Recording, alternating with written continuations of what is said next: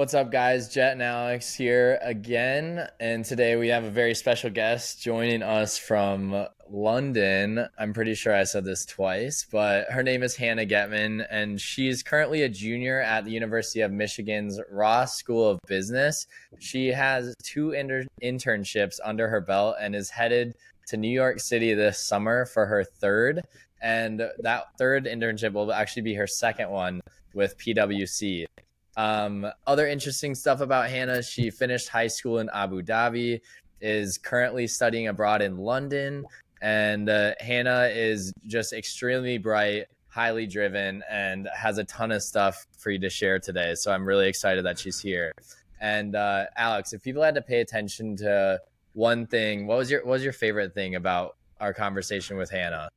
I think it was her ability to take initiative between her schooling and also with her extracurricular activities and her ability to, with others, see a need and then act on it and make it a reality. And I think this is a really cool episode, and people are really going to like what Hannah had to share. I know I was very impressed with it, so. Yeah, I think I'm on the same page as you. Hannah was great. Welcome to Project Rookie. I'm Jet. And I'm Alex. Whether you're in high school, college, or taking the first steps in a new career, we are here to uncover the promising tactics, genuine struggles, and inspiring victories that are supercharging the next generation of achievers. Thanks for tuning in.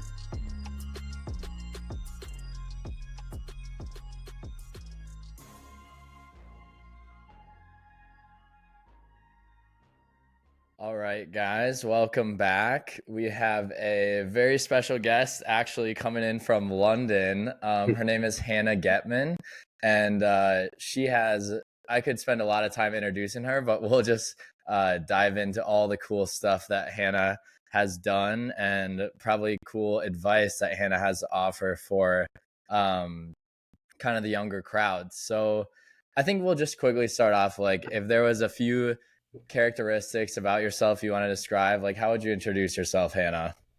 Okay, yeah, that's a good question. So, yeah, as Jet mentioned, I'm Hannah. A few characteristics probably would be that I like to learn a lot about everything and about different topics.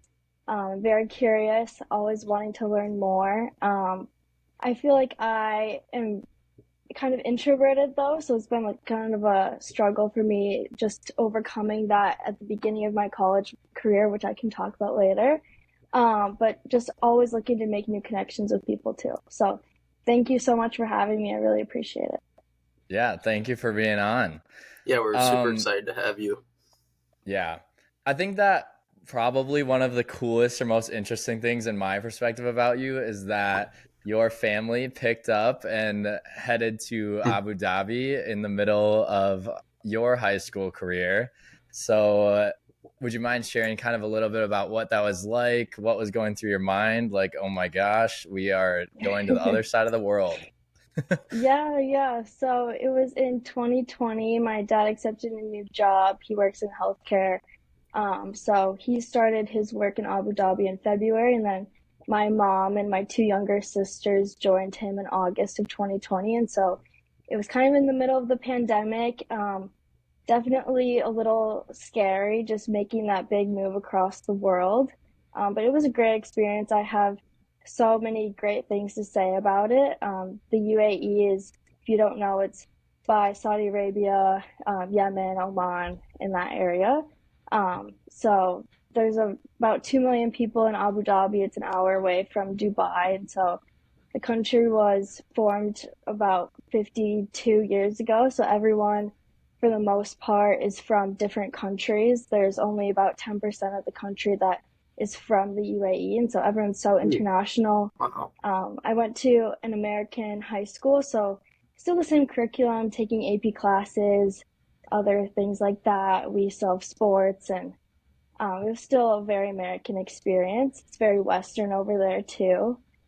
But meeting people from all across the world that have different home countries was amazing. A lot of my friends in high school were from different countries in the Middle East as well. So just hearing about their perspectives was great. A few of my friends from the US, they had family in the military or family that worked for the government at different jobs. So they moved around a lot. They lived in a lot of different countries. It was so cool to hear about how they went to school in Ecuador, how they went to school in different countries in Europe too. So that was great. But I was only there for my senior year. Definitely wish I had more time there.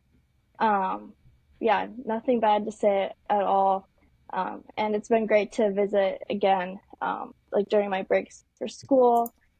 Beautiful place and so much to do. So it was an amazing experience. Yeah, that's great. And it's interesting that you have that experience and you spent so much time in the traditional Western school system, and then you transitioned over to a completely new country, and you then got to kind of experience what almost the Western school system is perceived like over there, and then kind of go through it on your day-to-day basis. And I don't personally have any experience being outside of the country, so you already have a chip up there on my against me, but it's super neat to always hear about, and I hope we're gonna probably dive a little deeper more into what you kind of did there. But yeah, I just wanted to say a little bit about that.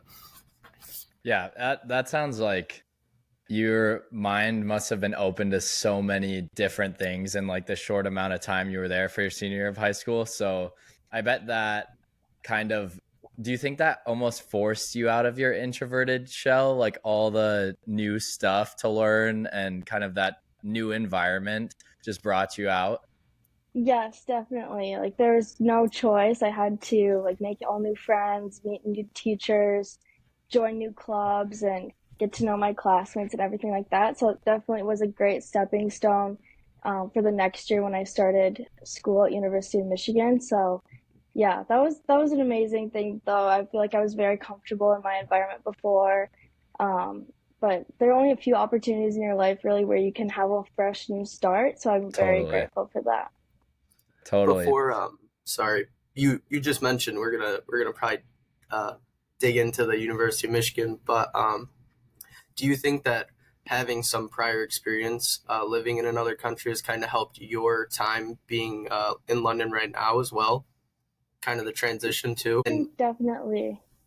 London's very similar to the US, and so it's not a huge difference that I found, but definitely, again, like having a new chance to meet a lot of people from all over London and then all over the US, like other exchange students, has been great. Very similar to the environment, like for Abu Dhabi, where you meet people from everywhere, and yeah, and just getting to know your city too, and just taking those steps into exploring and yeah, everything I like love that. that. I love that you mentioned that, Alex, because a lot of students that are considering studying abroad are probably a little bit nervous at first, but you had just done that in high school, so it probably wasn't as big of a, oh, should I do this? Am I going to be okay? There probably wasn't as many of those thoughts beforehand. But Yeah. if you had to kind of pinpoint one or two things that you think from your experience you wish that everyone else could experience if they had, I mean, not everyone can go to Abu Dhabi during high school, but is there some like really cool things or one or two things you think that you wish everyone could experience that you got to experience? Yeah, I would say that, well, like just in general, having any experience that you can find to like open your horizons, meet new people is great. Like it doesn't have to be obviously like going to a new country, but even joining a new club or just following some interest that you're not really pursuing currently, but just stepping into a different area that you like makes you uncomfortable is always important, like regardless of the scale. But in terms of Abu Dhabi, I think just things that I really appreciated about Abu Dhabi was the different types of food, like doing different activities with boating, or there's like a big F1 arena and everything in Abu Dhabi. Like, yeah, so that was so fun. Definitely recommend if you ever find yourself in this job. But yeah, How I long is heard the flight? okay, yeah, so I took a direct flight from Chicago, which Okay. is 14 hours. So you fly to Oh wow. Chicago. Yeah, or you could do two flights, like one to somewhere in Europe, like Amsterdam or Paris, which is 8 hours, and then another 8 hour flight to Oh, Dubai. Wow, okay. Yeah, so that is a Interesting. journey. Yeah. definitely, yes, yeah. And the So time zone is different too, so it's 8 or 9 hours ahead of Eastern time, depending on if we're doing daylight savings or not. So, oh, okay. yeah. Has it been hard? Like, is it hard to keep track of all the different time zones? Your family's what's the difference between where you are now and your family and your friends at home? Then it spans almost what, like a 12-hour difference between the two. Yeah, yeah. So right now in London, I'm 5 hours ahead of my friends at Michigan and 6 hours ahead of my mom and my sister. Um, but I'm kind of used to that at this point because for the last 2 years, my family and I have always had to coordinate when we communicate just because when you sleep, like there's 8 hours and then like if they're 8 hours ahead, like they'll be asleep and then I'll be asleep. So we only Yeah. had about 8 hours to communicate, which was it definitely got getting used hmm to. Yeah, but I'm I just bring used that to it up. at this point. Yeah. Yeah, I bring that up just because I wonder, do you think that managing and understanding the differences in time in that time zones kind of helps you plan out your work and kind of get things done because you had a little bit of experience of, like you were just saying, oh, there's I'll be asleep here, they'll be awake then, kind of that logical thinking. Do you think that's kind of helped you in your work? Yeah, I think definitely. In terms of like that translating for professionalism, definitely including like the time zone in emails, like when I'm setting up calls with people, like that's super hmm helpful. 'Cause it's just like an extra step later on, like to clarify. So if you just put the time zone in, it makes it very easy. But hmm I found that to be helpful when I was communicating with people for like the West Coast finance check that I did through my school. But I'm really lucky that like the New York time zone is the same as Michigan. Yeah, that is nice. Yeah. Awesome. So let's talk a little bit about Michigan, University of Michigan. I'm used to saying Michigan State because that's where my brother is right now. But University of Michigan, I know there's tension between the schools in sports. Yes. But Hmm. so you're from Minnesota, same place I grew up, and go to Abu Dhabi, and then end up at University of Michigan.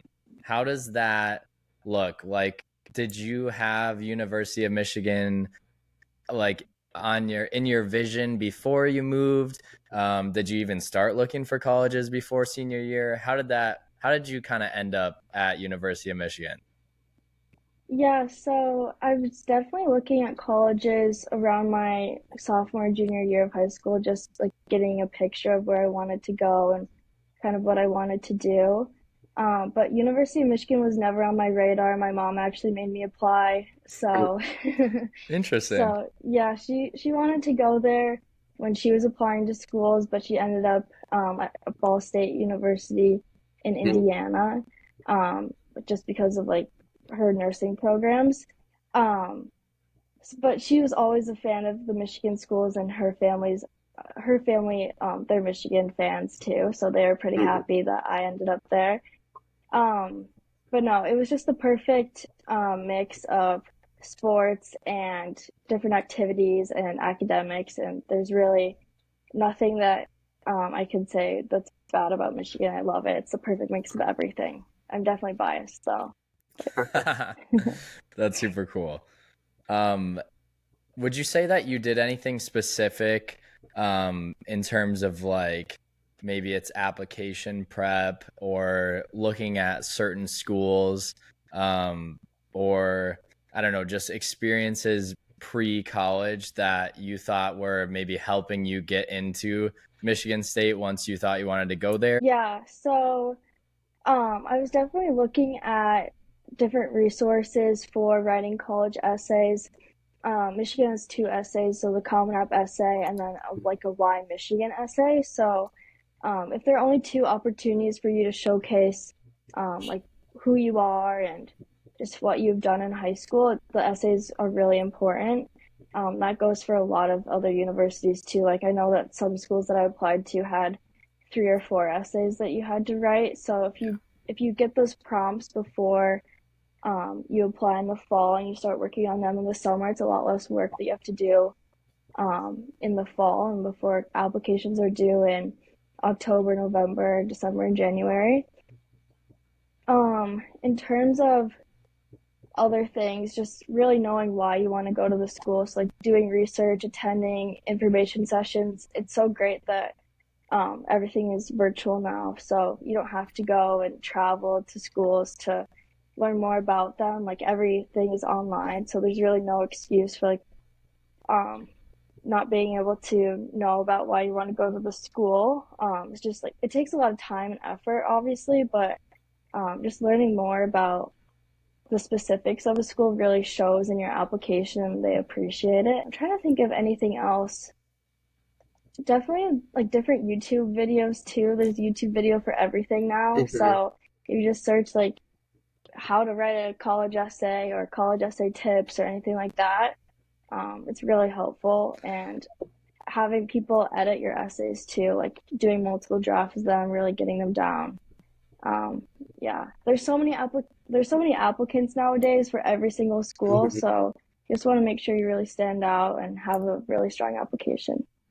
I think that's so cool that you brought up YouTube because I became a I don't know, major YouTube. I just became like super interested in YouTube for like very specific tasks. Like when I learned how to write a resume in college, and then I watched on YouTube how to write a resume from like McKinsey and Bain consultants, and I was like, this is a totally different way of writing a resume, but and the more kind of exposure, even if you land on a video that's like, this is not what I was looking for, like you can kind of see all these different perspectives and then bring them together in your own like perfect resume or application essay. So I think that's a Yeah, cool point. It's super valuable because YouTube University is huge. exactly. Yeah. I was gonna say the next thing I was gonna ask you about was you after your freshman year, you had an internship. It was market research, I believe, if I'm remembering it correctly. Yeah. Did how could you kind of describe that experience of being a newly fresh into college? You're just kind of transitioning upwards of really understanding what's going on around the place, and then you go and throw yourself in the deep end and get an internship. Can you kind of explain what that was like and where your thoughts were and what was going on? Yeah, so my internship was with Protivity Consulting in Abu Dhabi. So I knew I was going to be in Abu Dhabi after my semester ended in the spring.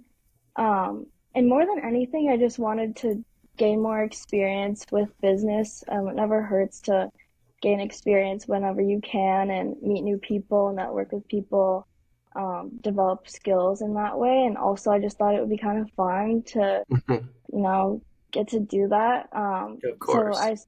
Yeah, so I started thinking about that in probably January of my freshman year, Okay. and then interviewed with them in February. And I think more than anything, it was just a good opportunity to figure out what I liked and what I didn't like. The internship was great, like I ended up loving it, but if Mhm. even if I didn't end up loving it, it would have been a really good way to figure out what I wanted to do.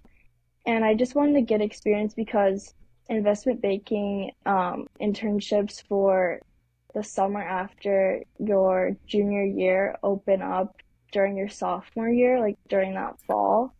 So the recruitment timeline is so early, and I wanted to make sure that I like did or did not want to go and follow that path. Mhm. Everything is getting pushed up more and more um, as the years go on too. So it's like you have to kind of really know what you want to do, otherwise the window closes. And that kind of scared me because I didn't want to miss any opportunities. Mhm. So yeah, just doing the market research at the consulting firm early on was great, and it it made me realize that that's what I wanted to do. Mm-hmm. Um, but yeah, the office is pretty small. I worked with um, probably 5 people in the Abu Dhabi office. It was bigger than that, but then I also got to work with people in the Dubai office Cool. and in other GCC offices. Um, and that was amazing. Definitely a lot of Teams calls, and um, it was actually funny because one of my managers thought I was a grad student for the longest time, and then I didn't know how to do this one research on like a project that they had, and he's Mm-hmm. like, "Oh, I don't really understand why you don't know how to do this. Like, I thought you're a grad student. Like, you should know how to do this at this level." And I had to tell him, "Well, actually, I'm 19 and I'll be a second year student in the fall. Like I'm just finishing my first year of college." And it's like, "Oh, okay." So I actually thought you were a grad student all this time.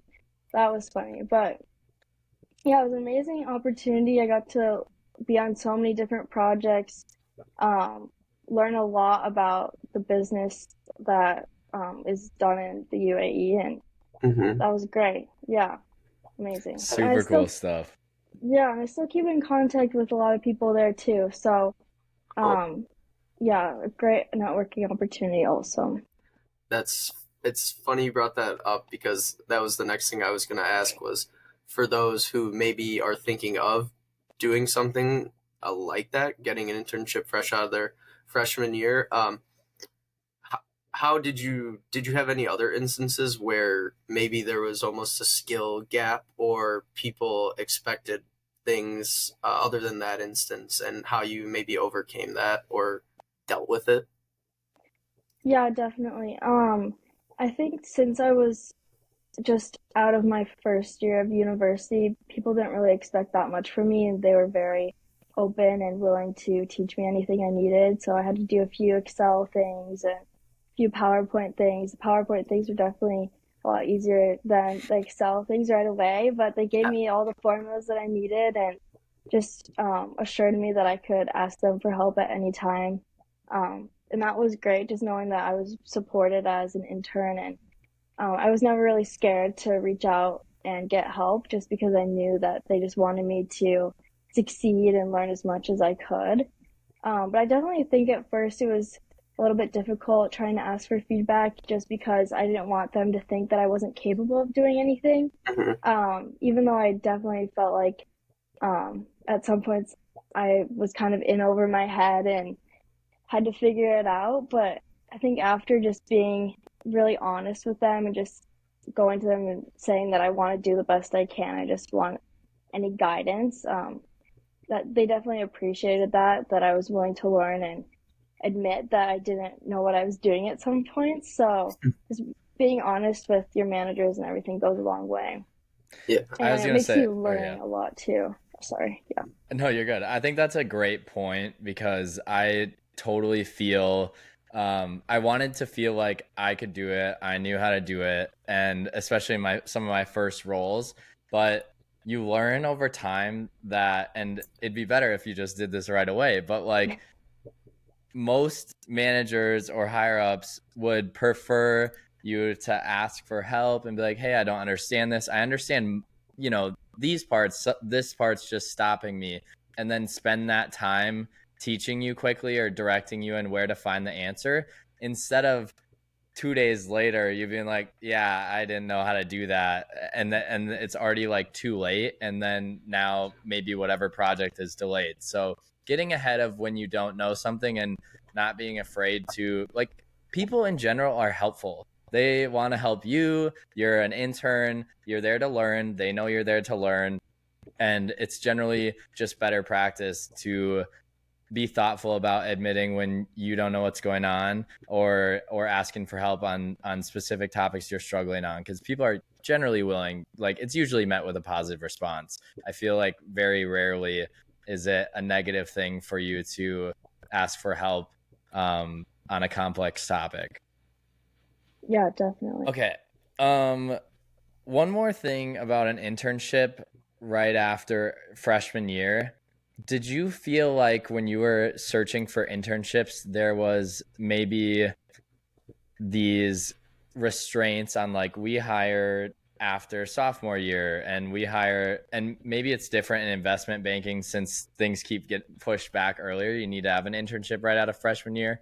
But was there anything that you kind of had to overcome in terms of like, oh, we only hire after your sophomore year, or looking for that specific, like a little bit older than you, but you still wanted that role?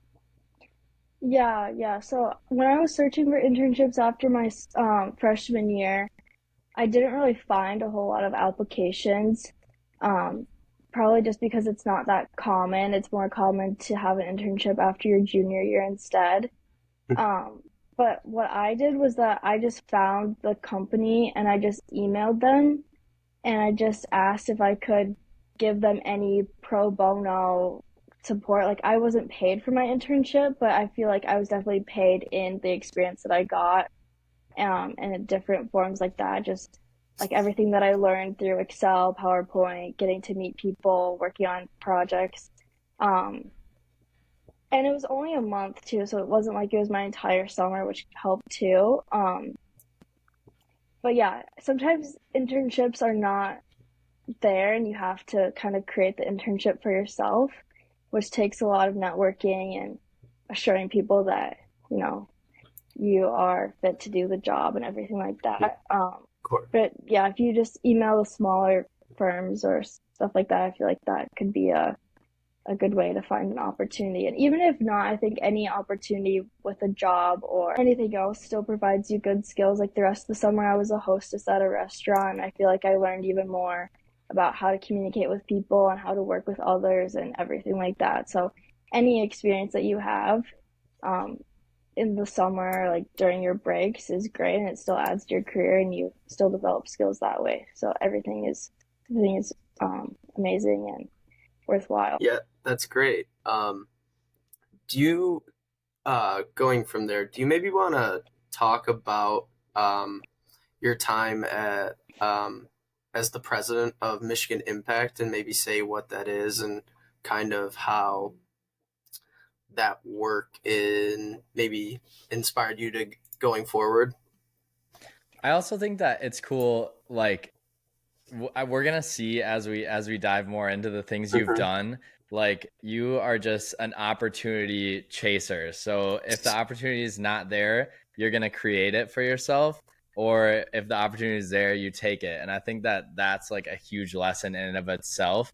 If you don't chase and take opportunities or always pay attention to what's happening around you, then there's not going to be any opportunities. You can't create luck that way or create, what's next without taking advantage of kind of all the things you see happening right now.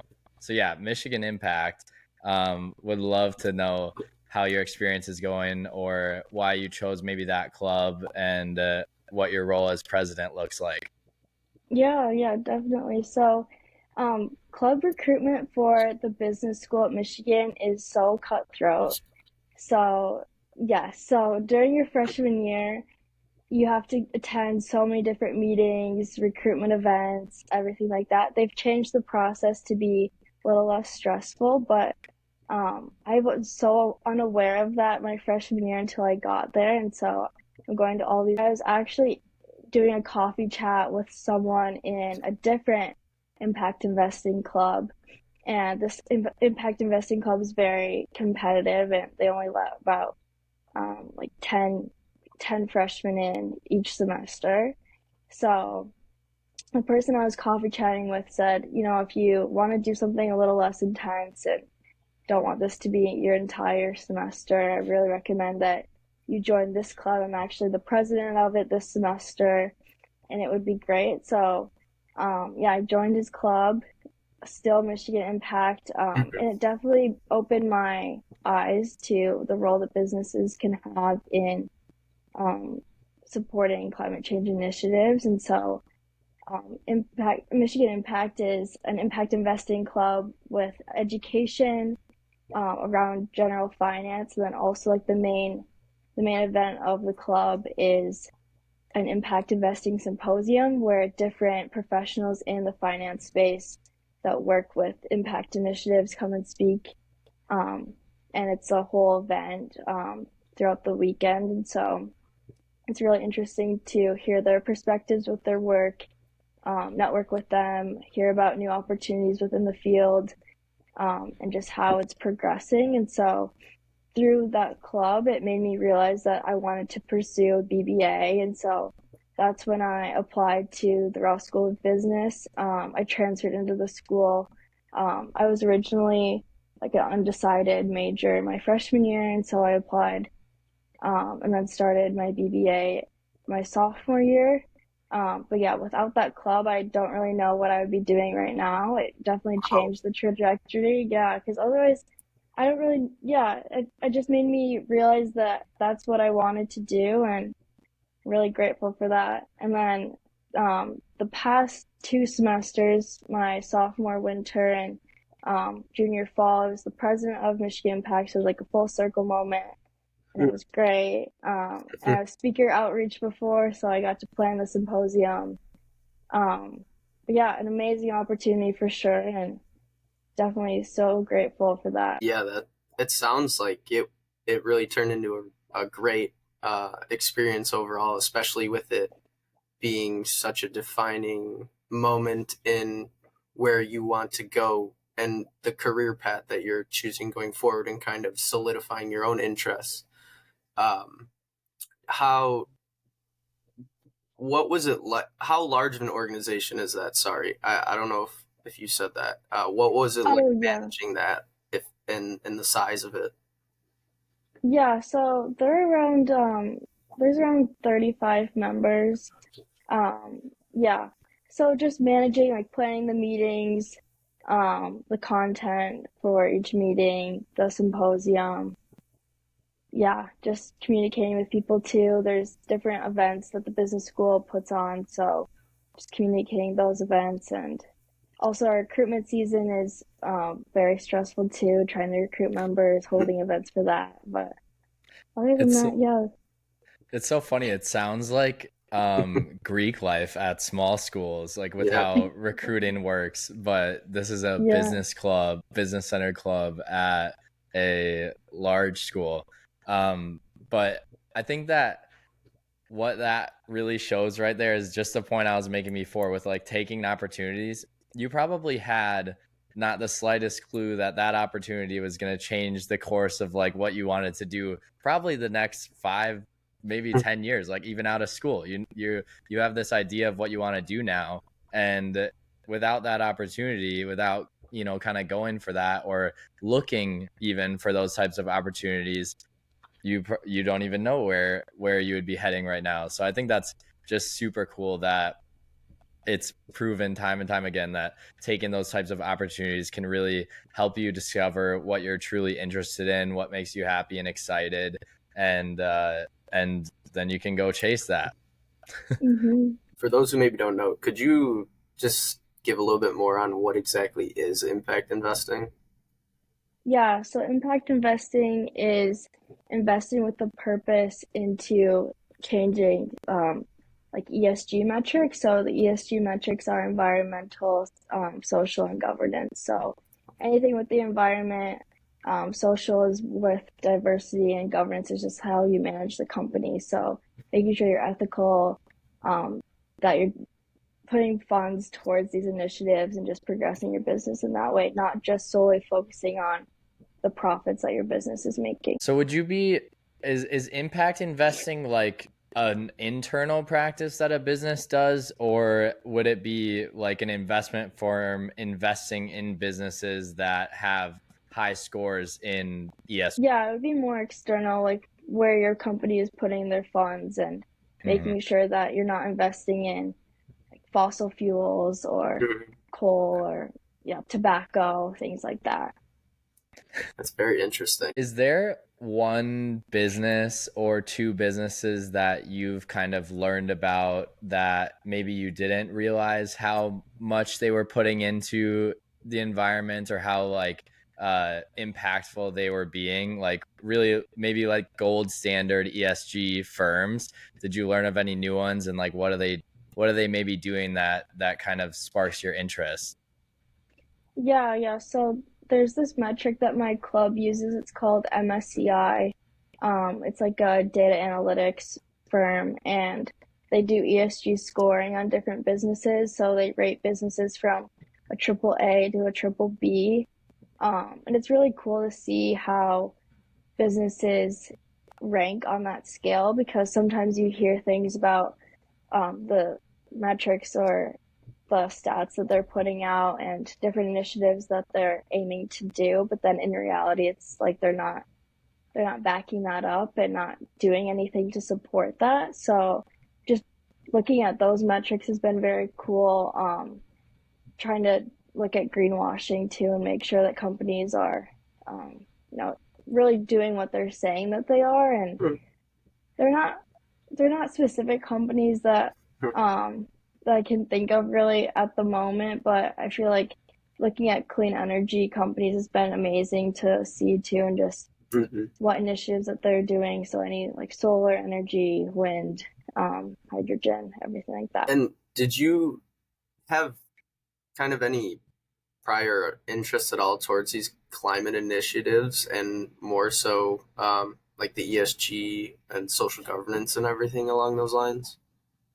Yeah, like in high school and middle school and whatever, like I've always been interested in like green initiatives and being sustainable. I feel like if we're not sustainable, it's going to have adverse effects in the future. So might as well focus on it now and make sure that we're protecting future generations and focusing on things that matter versus just making profits on a business.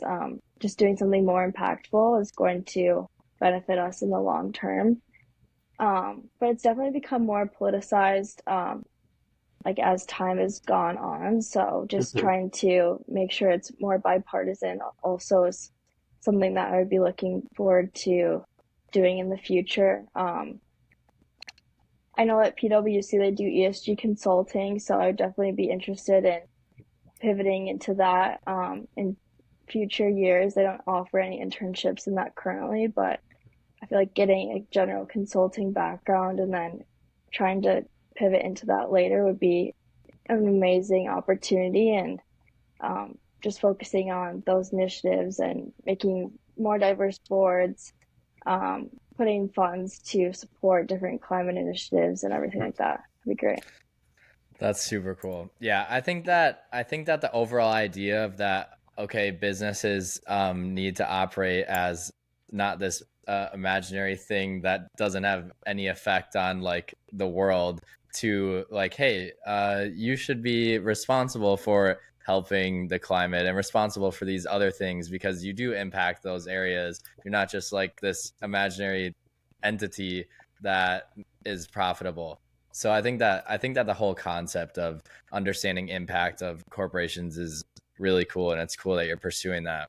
But you mentioned PwC, so you're heading back to your second internship at PwC, which would be your third overall internship, and you are a junior right now, right? I'll That be is a lot heading. of internships. Yes, yeah, it is. I'm excited to head back though. It'll be great.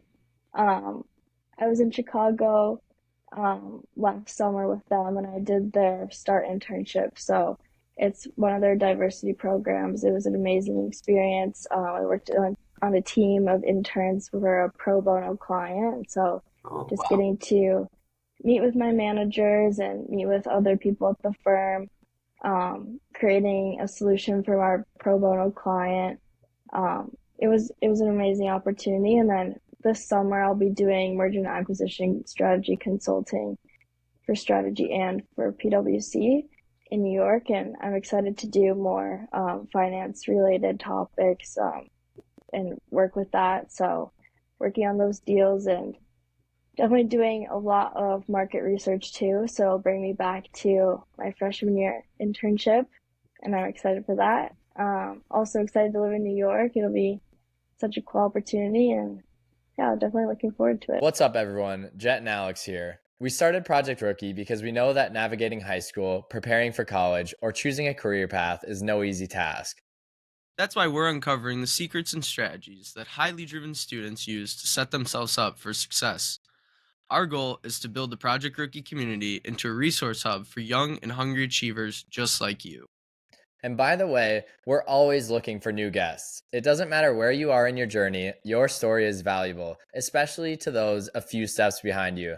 If you're interested in coming on the show, connect with us on social media and we'll make it happen. Make sure to follow our podcast on your favorite listening platform and join our growing community on Instagram or X at Project X Rookie. Thanks for tuning in, and we hope you enjoy the show. And it's neat when you were interviewing, having so many internships, clubs, and such like that. Do you think that, or can you remember maybe one of the things that drew the most attention while you were talking to the interviewer? Yeah, I think it would definitely be my role as president for Michigan Impact and planning the symposiums and everything. The symposium is very unique to my school. There's not a lot of clubs that do a symposium every semester, and so just definitely talking about that and the coordination that it took, managing and planning was definitely skills that I talked about during my interview. I have an interesting question that maybe you have an answer to and maybe you don't. But so in terms of like when you have all these experiences, right? I think that one thing that is tough as we're younger is being able to pull and extract skills out of the experiences we have. Like, what did I actually do there that will translate into what I'm applying for, interviewing for right now? Because in our last episode, we talked about it's nice to have a lot to talk about. You want to be able to have all these kind of things or opportunities or situations that you've been in that can be applied to different situations that the interview is asking about. But being able to say, like, to take a interviewer's question where they say, when have you experienced adversity? Or that's kind of a simple example, but like being able to figure out where you really have a good story on that. Can you talk about maybe your strategy for like extracting skills from experiences you've had? Yeah, I feel like I definitely look over my resume before all of my interviews because I feel like it definitely lays it out in a good format. My school uses the STAR format, so if I'm remembering it correctly, it's situation, time, action, and result. I'm pretty sure. So it's just a good way to break it down into the overall situation of the club. So what, like a general idea, the time, like the time frame of your activity, the actions, like specific skills and everything like that. So using a lot of action verbs, planned, what else? Created, I don't know, stuff like that. And It's then hard to think of on the fly. it is hard to think about, yeah. It's okay. And then results, like quantifying it. So how many members did you add to the club? How many speakers do you have at your symposium? How much money did you add to your fund for your club? Anything like that. So like the attendance of a gala that your club hosts or anything like that. That helps you think about how to talk about it in your interviews. But I think the hardest part for that is just trying to plan it all out for your resume then. Yeah. But also having a story, I feel like that goes a long way too. If you can really have one specific example, like they know from your resume, like the general idea of the activity, but you can have one instance where you can show really what you did and like what type of person you are through that experience. That's super important too. I think that's huge, is maybe attaching a story to each of your resume points. So they read these points, they might ask about certain experiences, but then having like a top of mind story or thing that you thought was really impactful about that resume bullet to expand on for them is definitely huge. I think that goes a long way. Yeah. Yeah, it seems almost like a moment you can take to set yourself apart from the other applicants, depending on the story that you tell, because you're making a little bit more of a personal experience rather than, oh, this is the 50th applicant I've interviewed for the job. Like, let's just get it over with. Yeah. Also, I think that on your resume, if you have an additional section, just like at the bottom, a few lines, like that goes a long way too. I know at my school, we're required to have it, so it's an additional section, and it's just Mm, like fun facts about yourself. So it just interesting. makes it more personal too. Like your recruiter reads so many resumes a day, and if you can have one thing that really connects with your interviewer, that's amazing. So it was actually funny because during one of my interviews for PwC, my interviewer saw that I lived in Abu Dhabi, and it was actually so funny because she lived in Abu Dhabi for a long time too. So Wow. then we had a huge conversation about that, and it was just such a special moment to really connect with your interviewer, not over their job or my school or the job that I'm applying for, but just as people too, because at the end of the day, like we're all just people and we all just want to feel like we can connect to other people. So Mhm. the additional section is something I really recommend also. It makes it more fun too, and Yeah, they know that you're Totally. not, yeah, yeah. I haven't heard of that additional section before, or at least I no one love it. advised me to do it. But I think I might have to put that onto mine going forward. Yeah, I'm adding it as Yeah. soon as this call's over because I'm totally in love with that idea of like just a personal, quick little, maybe one or two fun facts. I mean, Yeah. it's just great. It's great, Yeah. I think. Mhm. um, so you're not only part of Michigan Impact, but also is it a Society of Women in Finance at University of Michigan? Mhm. Yes, yeah. So that's actually a new club that I joined this year. So the story with that club is that my school has the AUK initiative, which is a women in finance initiative that Mhm. it takes women out to New York, Chicago, and California. So we go to LA and San Francisco. There are three different treks.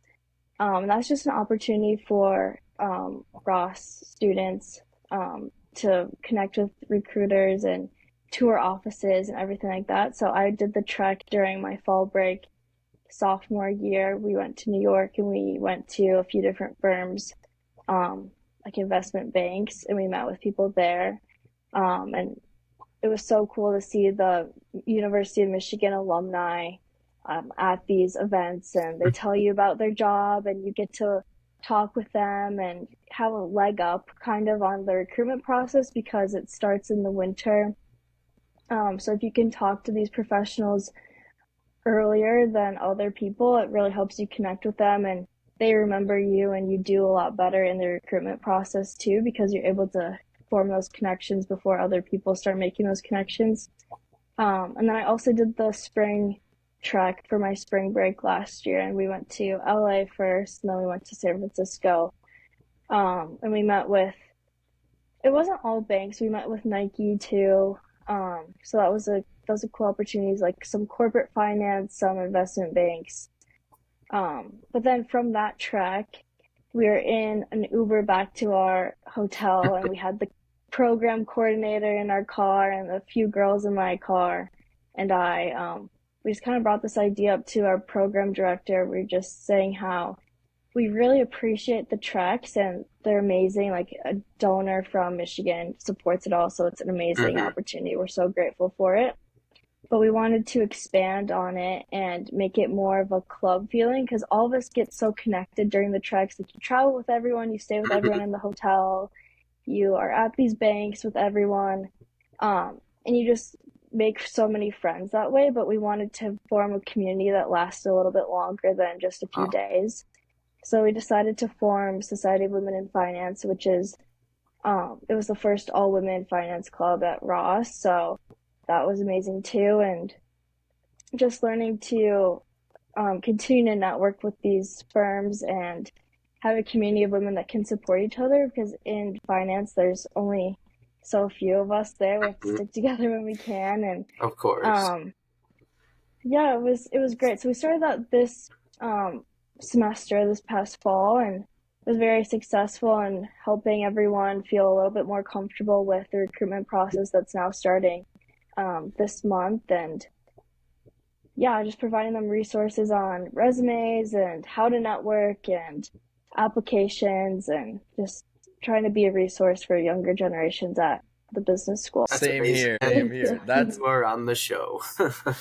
I'll correct myself. I should say like co-founder of Society of Women in Finance at University of Michigan, not just a member. Yeah. But I didn't do the majority of the work. I'm gonna give the two co-founding presidents the majority of the work. But yeah, thank you. we'll have to get one of them on sometime too. Yes, yeah. You talk about like making these connections on those treks, and I'm just curious how you maintain some of those relationships, like even though there's a big time gap from maybe when kind of everyone else is trying to apply to stuff and it's crunch time, but you take a step back to when you met them. How do you maintain or kind of think about keeping up those relationships all the way up until, okay, I'm ready to apply there? Yeah, I feel like that's definitely a big question that everyone has too, and it's a very daunting thing because you don't want to be forgotten, but you don't want to be annoying, so you want to have a Yeah. Yep. happy medium. I think definitely having a really memorable conversation with the person, like if you look at their LinkedIn, you do your research on them before, you bring up something that connects you with them, you have a good conversation on that. That goes a long way because it shows, wow, like they're really interested in talking to me. Like they know things that I've done, they know projects that I've been on, they know other things that I've done with my company, they know things that I did at my school. Like if you go to the same university as them, like, oh, I was in the same club as you, like that goes a long way too. But then after that, like at the end of your phone call, definitely asking if they can refer you to anyone else that they work with, and then you can talk to them, and then you can follow up after you talk to them and say, well, thank you so much again. I just talked to your friend, like, and then have that be a conversation starter too.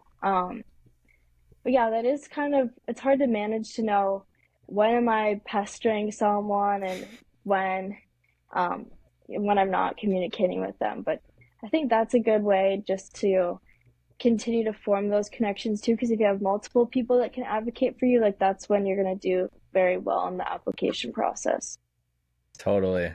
Yeah, the network's important, not only to keep you at a level, but also to lift you up when you need it. So it's great to hear how you kind of manage those connections over the time, and to even see you and your other co-founders recognizing the importance of I should say, recognizing the lack of opportunity to keep those connections sometimes. So it's really cool to hear about. Yeah, what's our role? Like if we're going into finance too, how can we be part of helping that difference that Society of Women in Finance is kind of for?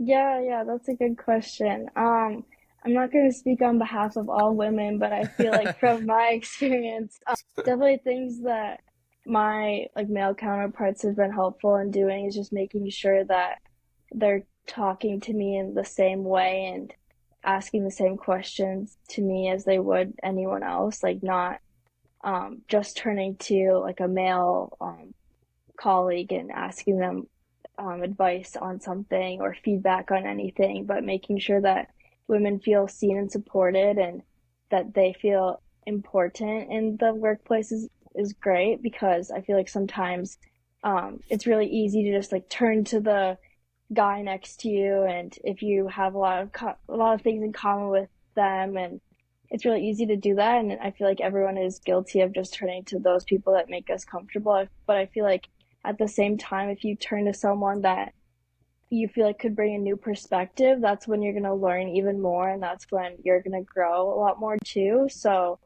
that's definitely something that I feel like that would be great to focus on in the workplace. Definitely like that. I think that you brought up such a good point, and obviously there's so many different perspectives out there, but one thing that I think can apply across the board is like not always turning to the person that makes you feel comfortable, and also valuing how much you can learn by turning to people or relationships that aren't as comfortable or normal to how you grew up or normal to just all the interactions you have during a day. So I think that that's super cool and something that I'm going to start thinking about a lot more than I probably do right now. So very cool. Yeah. Um, there's an experience you had in New York. What was it, like Forte fast track? Yeah.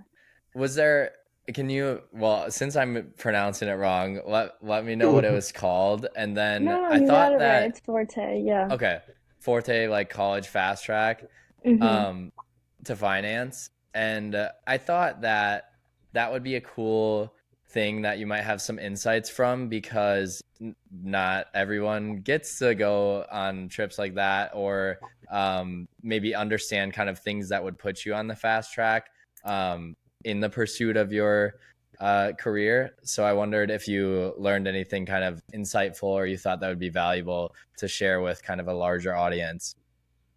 Yeah, yeah. So the Forte conference was held at Deutsche Bank in New York. So it was great to be able to go to their office and meet with um, people that worked there. And also, it was a conference open to everyone in the US. So just meeting with different people that were interested in finance. So other girls my age from different universities, hearing about their perspectives, what their business school, what they're involved in, what they're doing. And also, again, it was just a way for me to figure out what I wanted to do. Again, with the applications being so early, it definitely felt like I needed to get on top of things right away if I wanted to pursue it. And yeah, I feel like I learned a lot about what I liked and what I didn't like about finance, because I went into different industries. They went into IB, private equity, I mean, investment banking, private equity, and venture capital. So, um, those industries, and kind of like what they do, and also different sides of them. So, you have like the leverage finance side or the other parts of finance. So yeah, so that was great. And also at the end of it, they had a networking event with other companies. So like Vanguard was there, um, Guggenheim was there. I'm trying to think of other companies that were there, but yeah, it was great. And then they also had um, someone come in from, I'm trying to think of the program name. It's like, oh, Training the Street. I'm pretty sure that's what it was called.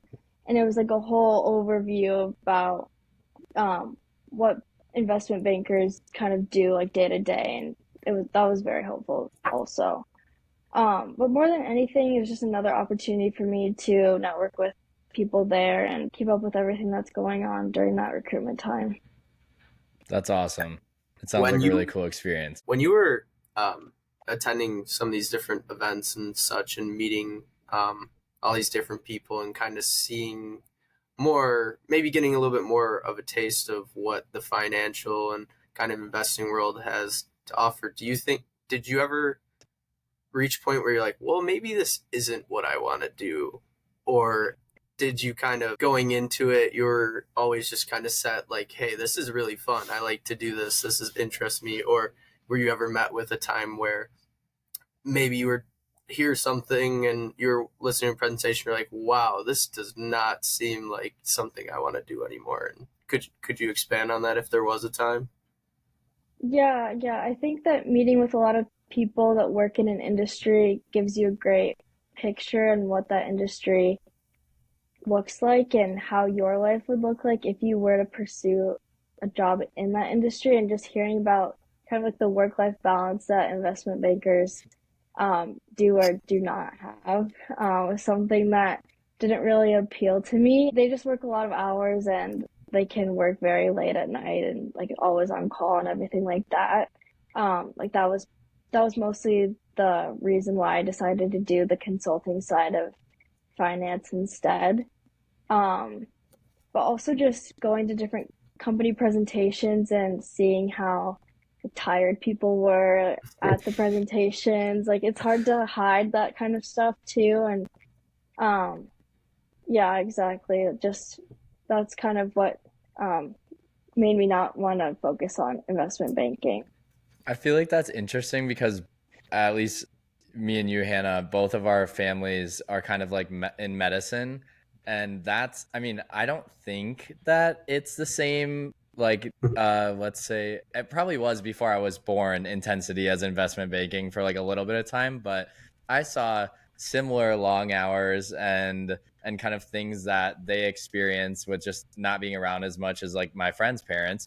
And thinking about that, I was like, oh, yeah, maybe I'm hesitating on the medical side, like back when I was thinking about what I wanted to do. So definitely interesting how you can kind of pick up on some of those things. All you have to do is talk and meet with people in the industry to get that lens of kind of what a day in the life or a year in the life looks like.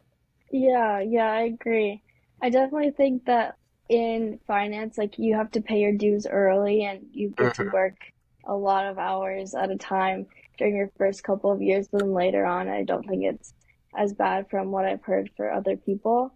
Um, but yeah, I feel like at some point you have to put in a lot of work in a field. So I think that instead of going to school for 4 years, then doing residency, you just do it all at once. So yeah, I'm Yep, definitely grind it not going all to out. be, yeah, I'm still going to be working a lot this summer. And if I return for like my M&A strategy consulting, but at least it'll be a short-lived experience. The yeah, I know that there's probably some people out there listening, and I've been there too. You're sitting in class, you're working, and you're like, well, this does not just not as fun anymore. But as you were saying, it's similar to the residency that you would go after medical school, and we are Project Rookie. We're all rookies starting out, so it is part of the job. We have to pay our dues to get to those better places that we want to be and maybe have a little bit more free time. So do you maybe think that the kind of time commitment that you've heard of, or even seeing some of the workload, do you maybe want to always be in a position where you're doing the work, or do you kind of want to step back and be the one managing who's doing it and how it's getting done rather than physically working with the numbers or making that decision and then passing it along to someone else? Yeah, yeah, like I think that definitely getting the necessary skills to be successful in consulting or any industry that I pursue is very important, and I'm not going to like bypass that at all. I definitely need to learn a lot of Mm-hmm. different technical skills and learn a lot of experiences from my managers and higher ups. But yeah, I think that in the future, I would definitely love to, be a manager of someone, like work up in my firm or even start my own thing too. I'm not exactly sure what that's going to look like, but I'm excited to continue to think about that. And as I develop skills, how I can transfer them into different industries and different opportunities. But yeah, that would be an amazing experience. I guess we'll just see where it goes. We'll be following and Yeah. rooting for you. But Thank you. before we wrap up, what is kind of like your first year out of college? What do you see that job being for you right now? Like something in consulting, but do you see it ESG consulting with PwC? If you got to pick today, what would it be? Yeah, if I had to pick today, I would definitely love to return to PwC full time. I'm not exactly sure if they would let me do ESG consulting right away or if I'd have to return to what I'm doing this summer, but either way, I would love to return there full time. I think it's an amazing company. They work with so many other businesses, and they really do support their initiatives that they are committing to, and I appreciate that about a firm. I definitely feel so supported there already, and I've only interned there one summer, and they really do value their employees. So, yeah, first year out of college, I hope it's there, and yeah, I guess we'll see where it takes us. So, yeah. Super cool stuff. I know a bunch of people that started working at PwC or do work at PwC, and it is highly spoken of.